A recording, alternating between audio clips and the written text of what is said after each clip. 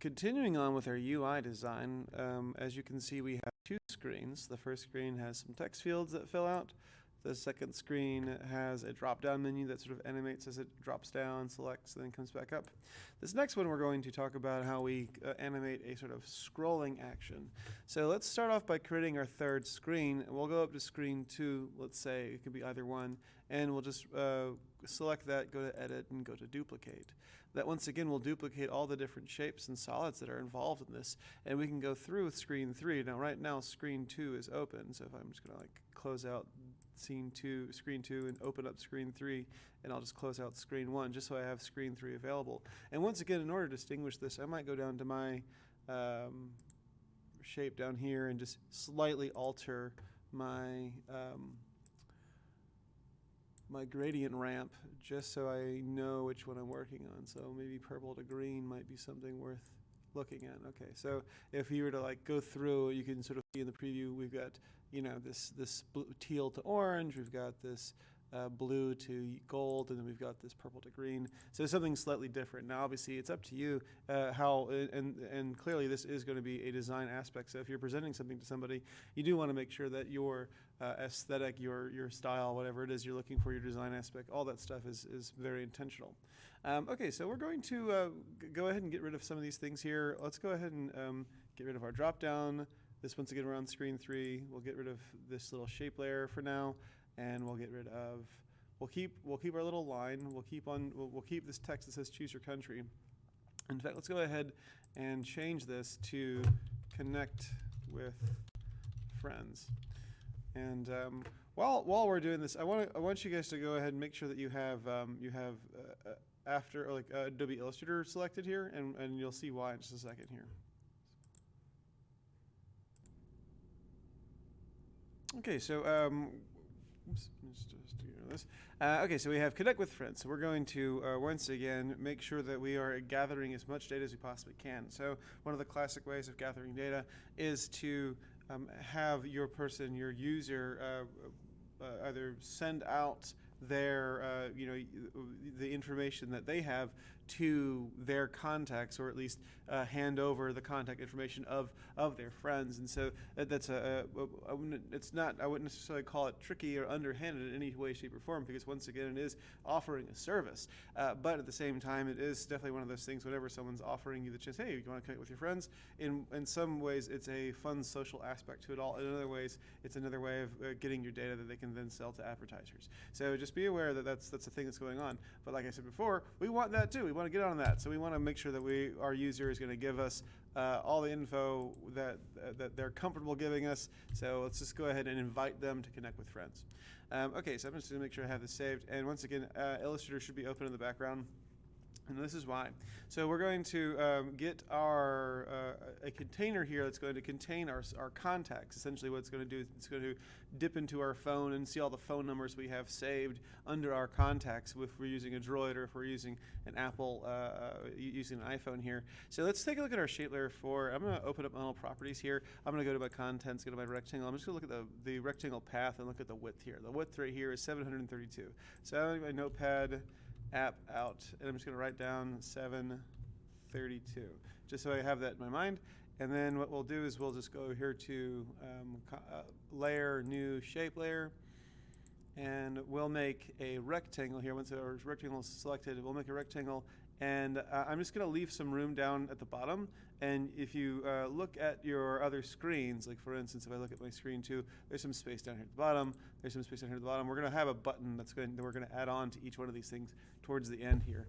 So with this right here, we'll just sort of use this as our container for our scroll. So we can keep it shape layer 5, or we can just rename it and call it, scroll container. Just some a marker for us to just kind of have, right? So for instance, now we're using this in just a way to kind of look at where things are to be placed. So let's take a look at the path here. Once again, we want to make sure this is the same width as our line we have above us. So 732. Now with that done, we can take this and we can move it over here, maybe a little closer to the top, and we can and we can make sure it's centered in by looking at our align and just aligning this to the composition. Okay, so with that done, let's take a look at our scroll container aspects here. And in this case, we've got our container is 732 by 1173. So I'm gonna I'm just gonna round that down. I'm not gonna have it be 0.1. I'll just make sure this is unchecked. And so what we'll do is we'll just once again 732, and we'll just make sure that's all there. Okay, so I'll write this down once again by 1173. I'll just have that in my mind so I can come back to that later. So let's go make a new composition, new composition, and let's use those things right there. We have 732 by 1173, so 1173, and we'll press OK. And so that will give us this new composition. And I'm going to right click on this. I'm going to rename this. I'm going to call this scroll animation. So now what are we going to scroll? We're going to scroll through our context. Now if we're going to scroll something in this little space right here, we need something that's a good deal taller as far as the design goes. Now if I were to design a series of shapes inside After Effects, it would start to become very complicated if I wanted to scroll through all these things and sort of have them all moving. So it's a lot easier just to animate this, to design this in Adobe Illustrator, and then just to move over the Illustrator file. So let's open up Adobe Illustrator here. Now once again, we want to make sure we understand that this is going to be the base for our design here. So I'm going to create a new document. And this document is going to be 732 pixels wide, and then we want to make sure we take our height here. In this case, it's 1173. It might be different for you. And I'm going to multiply that times, say, for instance, 3. And if I multiply that by 3, I get something like, 359 or 3515, right? So once again, that makes sense. Yeah, sure, right, it can make sense. And so with that done, when I create this, it's going to make something very, very tall. So we want to keep, once again, this sort of aesthetic going on, but before we do all that, let's see if we can't create a little icon for our context. So you can make this in any way you want, but a real easy way of doing this is just to create a circle, and then below that create a little ellipse. And I'm just going to select both of these and align them up, and I'll also take off the stroke, and I'll put on a fill, and I might just drag this up slightly. Now this right here, I'm not a big fan of this little ellipse, so what I'll do is I'll actually take another circle and match that up like so, and just do an intersect here, so that way we have this little shoulder. And then I'll finish it up by making a bigger circle. And I'll just group this together for now. And we'll just center these. And we'll do exclude. And now we have our little cutout profile shape. So with that done, I'm just going to move this over. I'll put this right here. I'll get my, let me get a bit smaller. I'll get my text tool. And I'll type in contact name. Let me make this a bit bigger. I'll make it as big as, say, for instance, half the size. Oops, that's a bit, I got stretched out. Contact name. Now, I want this to have the same look as the rest of my design here. So if I were to go back over to my screen 3 and just double check, this right here is Century Gothic. So, and it's also bold. So I might just change this over here to Century Gothic. And I'll keep it bold for now. Contact name. And maybe what I'll do is I'll just advance down one line and put in like a number, in this case a fake number with a 555, the classic 555 number. And just double check that. I'll make this be regular weight. Just take away these spaces here. Just to kind of give it some visual distinction here. I'll make that regular. And you could even, say for instance, increase the tracking to make sure they line up. All right, that's fun. And we can even go so far as just to take this type and go to type and make an outline here. That way we can easily align these up. So now that's centered, that's good.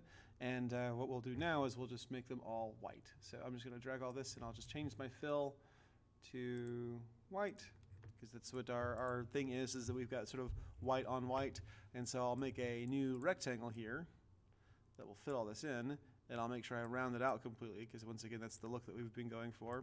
And I'll reduce the opacity to, say, for instance, 40%. And we'll see if we can't fit this to it. Let's just double check. Let's just go to our shape builder and just click once to make this into a shape, so we can then. Okay, that looks good. Contact name. All right, and we'll group these two items together here. Let me just put that in the background. Group these two items. Group, and then we'll center all this. And now what we'll do is we'll just shrink it down to the size. We'll group all this as well. So now we get this group here. So let's take this and pop it up to the top. Hit our little line button here, and we'll center it as well. Now, because this is white and I want this to maintain its transparency in the background, I'm going to go over here to View and click on Outline. And so that'll allow me to see it without, with just the paths here. So I'm going to hold down Shift and hold down Shift and Alt and just shrink this to where it's the same size as my artboard here. So in this case, it's 732. So I can go over here to my width and just type in 732. Just double check that that's the right one. Okay, good. And then I'll just, once again, arrange this to the top. And then what we can do here is we can actually just hold down Alt and just hold down Shift and drag it straight down. A little space there. And then just Control D a couple times until we get down to the bottom.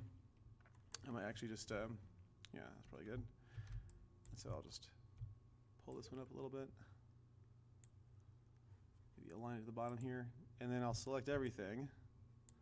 And we'll just go over here to Align, click on these little three dots, and go to Distribute, and just distribute them all to where they're all evenly spaced out.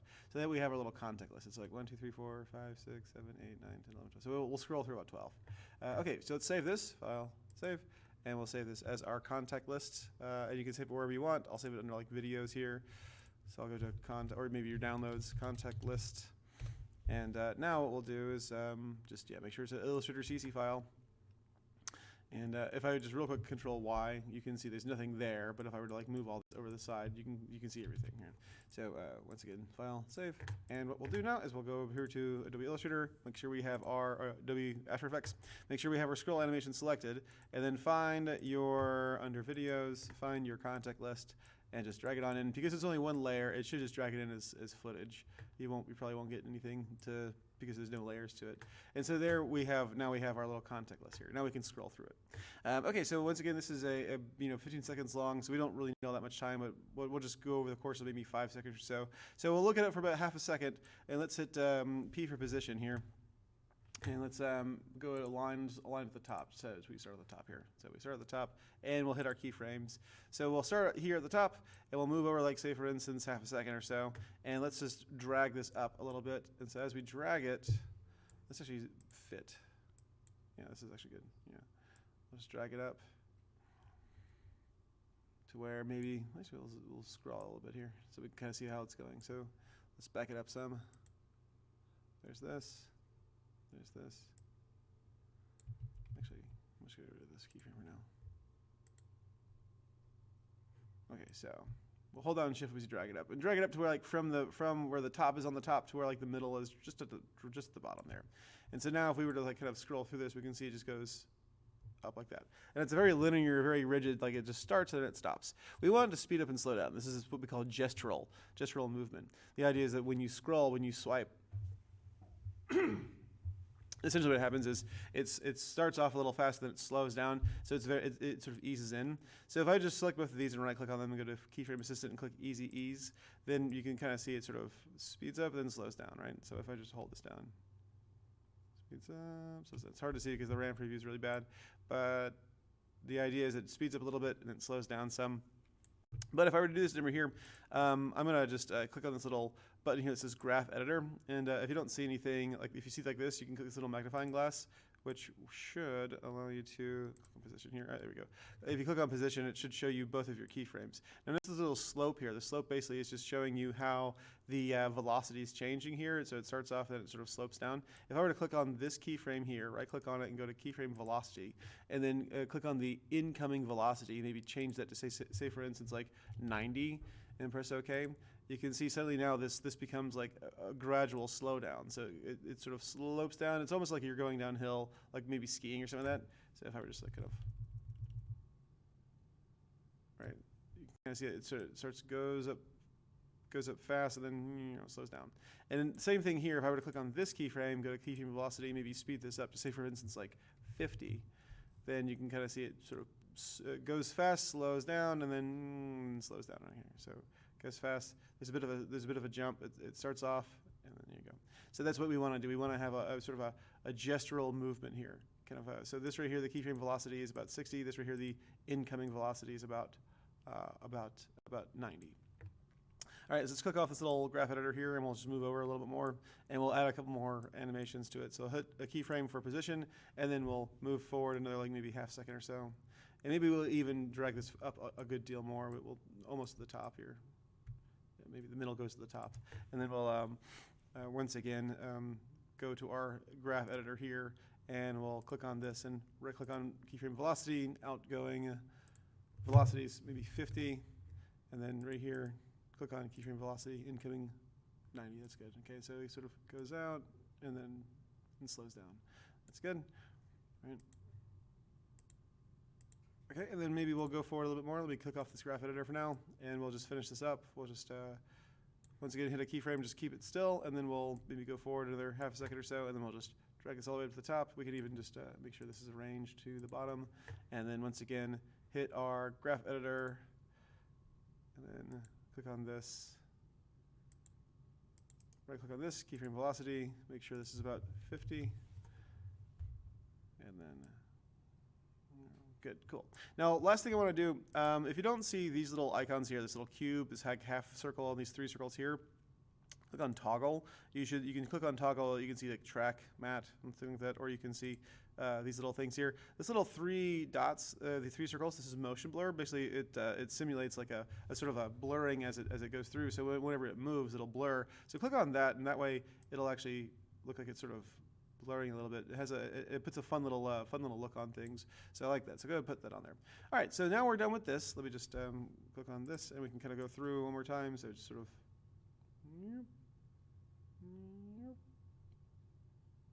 Right.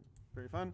And let's go over here to our screen 3, and we'll just drag in our contact list right on. Oops. Nope. Contact list. We'll drag our scroll animation here on top of our container, and that should just fit right on top. And we'll click on our scroll container, and we'll just go ahead and delete that. And so now we should see this scroll container kind of scrolling through inside our screen.